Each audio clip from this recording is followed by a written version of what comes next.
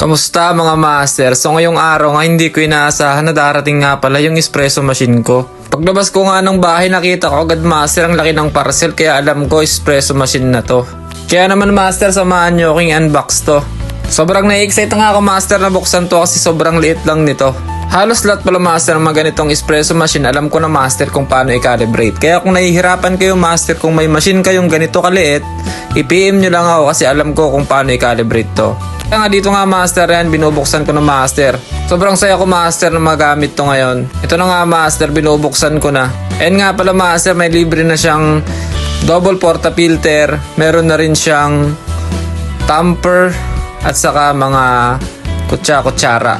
The master, napakaangas. The moment of truth na nga master, ito na nga lalabas ko na nga sa box yung aking espresso machine. Tignan nyo naman master, ang liit lang niya pero ang cute niya. Pero wag ka master, makikita nyo mamaya yung performance nito. Change costume muna tayo, parang kanina naka-jersey pa lang ako.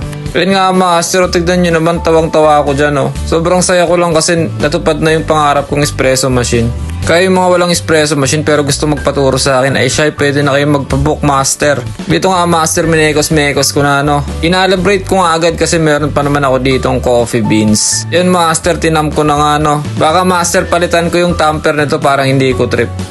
So calibrate ko na rin to master kasi nga machine ko naman to, saka alam ko naman paano i-calibrate. Yan master, unang calibration natin medyo sablay-sablay pa ng konti. Pero yung pangalawang calibration ko master, nakuha ko na. Medyo para sa akin master, malakas pa yung tulo na ganyan. Siyempre master, magla-latte art na nga tayo kaya ginawa ko na agad yung pinakamalupit na advanced pattern master na ngayon nyo lang makikita sa tananang buhay nyo.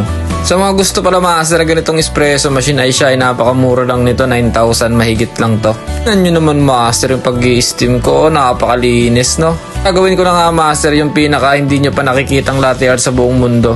Kaya sa mga nagsasabing hindi ako magaling mag-latte art, ngayon tayo magkakalaman. Ay siya, tignan nyo to Ay siya, wag na nga, isa part 2 na nga lang. Ay siya master!